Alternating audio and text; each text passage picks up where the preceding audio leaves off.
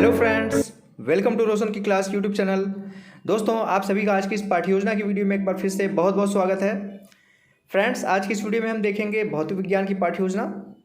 तो बस इतना ही रिक्वेस्ट है कि अगर आप लोग वीडियो देखने आए हैं तो पूरी वीडियो देखिएगा, और अगर आप लोगों को वीडियो देखने के बाद वीडियो पसंद आती है तो प्लीज़ वीडियो को लाइक करिएगा। और डेली बेसिस पे यानी कि हर रोज़ आप लोगों को नई नई पाठ्य योजनाओं की वीडियो के लिए या फिर सूक्ष्म शिक्षण की पाठ्य योजना की वीडियो देखनी है, अगर लिखना है देख के, तो नीचे लाल कलर का सब्सक्राइब बटन है, उस पर क्लिक करके सब्सक्राइब कर दीजिए। साथ ही साथ बेल आइकन को दबा के रखिए, जिससे मैं आप लोगों की पाठ्य योजना की वीडियो आप लोग तक पहुंचाऊं तो उसकी नोटिफिकेशन बिल्कुल फ्री आप तक पहुंच जाए।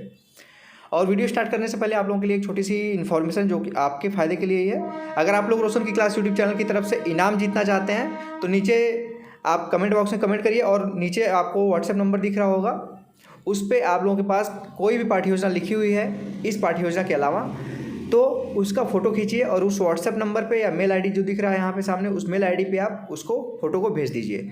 जिस समय भेजेंगे आप, उस महीने की 25 तारीख को आपको इनाम मिल जाएगा, आपके एड्रेस पे वो इनाम पहुँचा दिया जाएगा।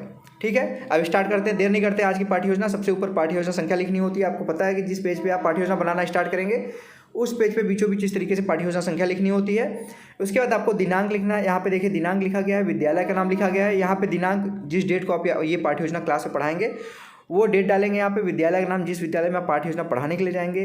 कक्षा हमारी आज की पाठ्य योजना की 12th है, 12 है। अवधि 35 मिनट का है। कालांश, यानी कि कालांश को काफ़ी कॉलेज में चक्र भी कहते हैं। कालांश हो गया, चक्र हो गया, या फिर इसका मेन जो मीनिंग होता है आप सभी को समझ में आता है, वो पीरियड होता है। किस पीरियड में जाएंगे इस चैप्टर को पढ़ाने, तो यहाँ पे चतुर्थ है। आपका जो भी पीरियड होगा उसको यहाँ पे लिखिएगा। नेक्स्ट विषय भौतिक विज्ञान है। यहाँ पे आप विज्ञान भी लिख सकते हैं, उप विषय में भौतिक विज्ञान लिख सकते हैं अगर आपको इस तरीके का स्ट्रक्चर लिखना है तो। और प्रकरण हमारा है पृष्ठ तनाव। ठीक है, पृष्ठ तनाव जो हमारा प्रकरण है, अगर आपको लगे अच्छा तो यहाँ पे इस तरीके से अंडरलाइन कर दीजिएगा। ठीक, नेक्स्ट हेडिंग आता है यहाँ पे आप सामान्य उद्देश्य। सामान्य उद्देश्य का मतलब होता है आपका जो विषय होता है उसको पढ़ाने के बाद बच्चों में क्या क्या विकास करना चाहते हैं उसके बारे में सामान्य उद्देश्य में कम से कम 4 से 5 पॉइंट लिखना होता है। मैक्सिमम 8 से 10 पॉइंट लिख सकते हैं। तो यहाँ पे देखिए, पहला पॉइंट है छात्रों में विज्ञान विषय के प्रति रुचि जागृत करना। दूसरा पॉइंट है छात्रों में वैज्ञानिक दृष्टिकोण का विकास करना। तीसरा पॉइंट है छात्रों को विज्ञान विषय की उपयोगिता बताना। फोर्थ पॉइंट है छात्रों की कल्पना शक्ति का विकास करना। और पांचवा पॉइंट है छात्रों को विज्ञान के अनुप्रयोगों को बताना। ये हो गया सामान्य उद्देश्य के पॉइंट। अब आते हैं विशिष्ट उद्देश्य की हेडिंग। विशिष्ट उद्देश्य की हेडिंग के अंतर्गत आपको आपका जो टॉपिक होता है उसको पढ़ाने के बाद बच्चे क्या क्या सीखेंगे उस टॉपिक से, उसके बारे में यहाँ पे कुछ हेडिंग के अंतर्गत लिखना होता है पॉइंट वाइज। तो यहाँ पे पहला हेडिंग होता है ज्ञानात्मक उद्देश्य। उस चैप्टर को पढ़ने के बाद उनका क्या ज्ञान विकसित होगा इसके बारे में देखिए लिखा गया है। छात्र पृष्ठ तनाव की परिभाषा जान सकेंगे। दूसरा पॉइंट है छात्र पृष्ठ तनाव का उदाहरण जान सकेंगे। दूसरा हेडिंग है यहाँ पे बोध उद्देश्य, बोधात्मक उद्देश्य। इसमें देखिए लिखा गया पहला पॉइंट छात्र पृष्ठ तनाव की निर्भरता को समझ सकेंगे।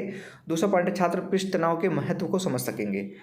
नेक्स्ट हेडिंग है क्रियात्मक उद्देश्य। इसमें देखिए लिखा गया छात्र पृष्ठ तनाव के उदाहरण को लिख सकेंगे। दूसरा पॉइंट है छात्र पृष्ठ तनाव का परीक्षण स्वयं कर सकेंगे।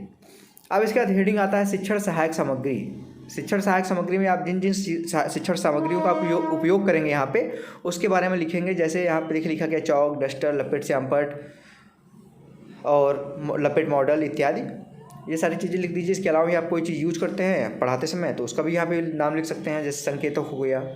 ठीक, नेक्स्ट हेडिंग है पूर्व ज्ञान। पूर्व ज्ञान में देखिए लिखा गया छात्र छात्रा पृष्ठ तनाव के विषय में पृष्ठ तनाव से संबंधित सामान्य जानकारी रखते हैं। अब आता है लेसन प्लान का सबसे इंपॉर्टेंट हेडिंग, पाठ प्रस्तावना। इस तरीके से हेडिंग लिख लीजिए, पाठ प्रस्तावना। इसको आप बीचों बीच लिखना चाहें तो बीचों बीच भी लिख सकते हैं। उसके बाद इसको 3 कॉलम में डिवाइड करना होता है, क्रम संख्या, छात्राध्यापक कथन और छात्र कथन। ठीक है, क्रम संख्या में यहाँ पे कम से कम 3 प्रश्न पूछ के अपना प्रकरण निकलवा सकते हैं। काफ़ी कॉलेज में कोई दिक्कत नहीं होती, 3 प्रश्न पूछ के अपना प्रकरण निकलवा लीजिए, बच्चों को आसान होता है प्रश्न बनाने में। काफ़ी कॉलेज में ये कंपलसरी होता है कि आप 4 से 5 प्रश्न बनाइए, तो उनके लिए यहाँ पे दिखाया गया। पहला यहाँ पे प्रश्न देखिए, बच्चों से आप पूछेंगे बर्फ़ का टुकड़ा किस अवस्था में रहता है, तो बच्चे बोलेंगे ठोस अवस्था में। दूसरा प्रश्न फिर आप पूछेंगे बच्चों से ठोस अवस्था में जब बर्फ़ पिघलता है तो किस अवस्था में हो जाता है, तो बच्चे बोलेंगे द्रव्य अवस्था में। फिर तीसरा प्रश्न फिर बनेगा द्रव्य का सिकुड़न न्यूनतम क्षेत्र ग्रहण करने की प्रक्रिया को क्या कहते हैं, तो बच्चे बोलेंगे इसको, उनको नॉर्मल जानकारी है पृष्ठ तनाव के बारे में तो उनको इतना पता है, तो बोलेंगे पृष्ठ तनाव। जैसे आपका यहाँ पे प्रकरण निकला, आप पृष्ठ तनाव के ऊपर क्वेश्चन पूछ लीजिए जो समस्यात्मक बनाना है आपको। पृष्ठ तनाव से आप क्या समझते हैं, या फिर पृष्ठ तनाव के बारे में विस्तारपूर्वक बताइए इस तरीके से, तो बच्चे नहीं बता पाएंगे विस्तारपूर्वक, तो ये हो जाएगा समस्यात्मक प्रश्न। इस तरीके से यहाँ समस्यात्मक प्रश्न लिखिए और अपना उद्देश्य कथन बोलिए। बच्चों, आज हम लोग पृष्ठ तनाव के विषय में विस्तृत अध्ययन करेंगे। अब बच्चों को पता चल गया कि वो क्या पढ़ने वाले हैं। ठीक है, जब उनको पता चल गया तो आप अपना प्रस्तुतिकरण यहाँ पे दे सकते हैं। यहाँ पे सबसे पहले यहाँ पे लिख दीजिए प्रस्तुतिकरण हेडिंग, यहाँ पे ध्यान दीजिएगा प्रस्तुतिकरण यहाँ पे लिखना है, प्रस्तुतिकरण, ठीक है, इस तरीके से लिख दीजिएगा। उसके बाद यहाँ पे कॉलम वाइज लिखना है। तो यहाँ पे टोटल यहाँ पे देखिए पहला कॉलम है क्रम संख्या, दूसरा कॉलम है शिक्षण बिंदु, तीसरा कॉलम है छात्राध्यापक कथन, चौथा कॉलम है शिक्षण क्रिया और पाँचवा कॉलम है श्यामपट्ट कार्य। पृष्ठ तनाव में पहला है, इसमें हेडिंग है शिक्षण पॉइंट, शिक्षण बिंदु, पृष्ठ तनाव छात्राध्यापक कथन में उसके बारे में देखिए यहाँ पे लिखा गया, प्रत्येक निकाय की तरह द्रव्य भी स्थितिज ऊर्जा को न्यूनतम करने के लिए अपने पृष्ठ तल पर तनाव उत्पन्न करके इसके क्षेत्र को न्यूनतम रखने का प्रयास करता है। द्रव्य के इस गुण को पृष्ठ तनाव कहा जाता है। माना कि किसी द्रव के पृष्ठ में एक काल्पनिक रेखा पी क्यू किसी भी दिशा में खींची गई है। इस रेखा के एक ओर का पृष्ठ दूसरे ओर वाले पृष्ठ पर बल यानी कि F फोर्स लगाता है। यह बल रेखा पी क्यू के लंबवत तथा पृष्ठ के बल में स्थित होता है। रेखा पी क्यू की एकांक लंबाई पर कार्य करने वाले बल का परिणाम ही द्रव के पृष्ठ तनाव की माप है। यहाँ पे यदि पी क्यू की लंबाई L हो तथा इसके किसी भी ओर कार्य करने वाला संपूर्ण बल F हो तो इसका पृष्ठ तनाव का फॉर्मूला क्या होता है, यहाँ पे देख लीजिए। पृष्ठ तनाव का फॉर्मूला होता है T बराबर F/L। यहाँ पे क्या क्या है, L = 1 है तो T बराबर F हो जाएगा, ठीक है। और छात्र वाले कॉलम में यहाँ पे आपको लिखना है छात्र छात्रा ध्यानपूर्वक सुनेंगे तथा मुख्य बिंदु को अपने उत्तर पुस्तिका में नोट करेंगे और आप यहाँ पे पृष्ठ तनाव का सूत्र लिख दीजिए श्यामपट्ट पे। अब इसके आगे बढ़ते हैं, देखिए यहाँ पे लिखा गया है इसके बाद, अतः किसी द्रव का पृष्ठ तनाव वह बल है जो द्रव के पृष्ठ पर खींची गई काल्पनिक रेखा की इकाई लंबाई पर रेखा के लंबवत कार्य करता है। इसे T से व्यक्त करते हैं। इसका मात्रक न्यूटन प्रति मीटर होता है। आपको पता है कि F का मात्रक होता है न्यूटन और L का मात्रक लंबाई का मात्रक होता है मीटर, तो दोनों इसका T का मात्रक क्या हो जाएगा, न्यूटन प्रति मीटर। तथा विमा यम L ऊपर जब जाएगा तो यम L⁻² हो जाएगा। उसके बाद यह एक अदिश राशि है। 4 डिग्री सेल्सियस पर जल का पृष्ठ तनाव उच्च होता है। बोधात्मक प्रश्न यहाँ पे है। पहला प्रश्न, पृष्ठ तनाव को किससे प्रदर्शित करते हैं, तो बच्चे बोलेंगे T से। दूसरा प्रश्न है पृष्ठ तनाव का मात्रक क्या होता है, तो बच्चे बोलेंगे न्यूटन प्रति मीटर। तीसरा क्वेश्चन है पृष्ठ तनाव कैसी राशि है, तो बच्चे बोलेंगे अदिश राशि। दूसरा यहाँ पे शिक्षण बिंदु पॉइंट है पृष्ठ तनाव के उदाहरण। तो यहाँ पे देखिए लिखा गया है, धातु के तार का एक फ्रेम लेकर उसे साबुन के घोल में डालकर बाहर निकालने पर उसमें साबुन के घोल की झिल्ली बन जाती है। आपने देखा होगा बचपन में, आपने साबुन की झिल्ली बना के उड़ाया होगा, फूंक मार के गोला गोला उड़ता था। झिल्ली पर गीले धागे का एक यहाँ पे लूप रखे। अब लूप के माध्यम में से झिल्ली को किसी पेन के से तोड़े तो लूप शीघ्र से वृत्ताकार हो जाता है। दूसरा, पेंटिंग ब्रश के बाल पानी में डालने पर ब्रश के बाल फैल जाते हैं, परंतु जब ब्रश यहाँ पे बाहर निकाला जाता है तो बाल आपस में लगे रहते हैं। इसका कारण है कि पानी के बाहर बालों के बीच द्रव की फिल्म बन जाती है जो पृष्ठ तनाव के कारण न्यूनतम क्षेत्रफल ग्रहण करने की प्रवृत्ति रखती है, जिसके कारण बाल आपस में चिपके रहते हैं। तीसरा यहाँ पे क्वेश्चन है। अब इसके बाद बहुत प्रश्न है। पहला, साबुन के घोल में फ्रेम डालने पर फ्रेम में क्या बन जाता है, तो बच्चे बोलेंगे साबुन की झिल्ली बन जाती है। दूसरा प्रश्न है लूप क्यों वृत्ताकार हो जाता है, तो बच्चे बोलेंगे पृष्ठ तनाव के कारण। तीसरा प्रश्न है जब ब्रश को पानी में डालते हैं तो वो क्या होता है, तो बच्चे बोलेंगे ब्रश पानी में फैल जाता है। फिर तीसरा प्रश्न यहाँ पे शिक्षण बिंदु है पृष्ठ तनाव की निर्भरता।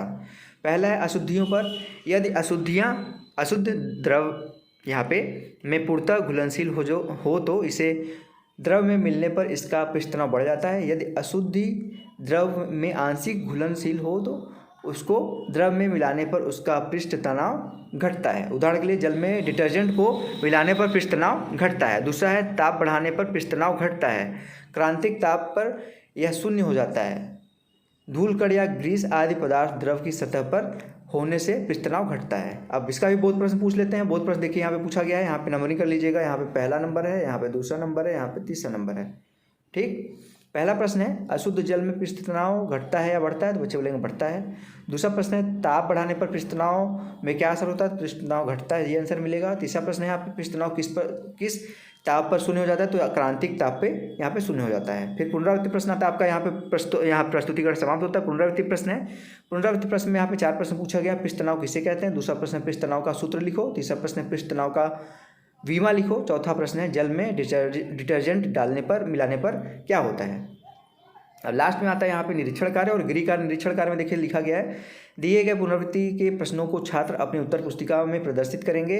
कक्षाध्यापक कक्षा में घूम घूम कर निरीक्षण करेगा। और लास्ट में आता है गृह कार्य यानी कि होमवर्क, बच्चों को घर से करके लाने के लिए होमवर्क दिया जाता है, जिससे बच्चे घर पे जाएं और उस चीज़ को रिवाइज कर सकें। तो यहाँ पे देखिए होमवर्क दिया गया है, बच्चे पृष्ठ तनाव के उदाहरण का प्रयोग स्वयं करेंगे तथा निष्कर्ष निकालेंगे, बताएंगे।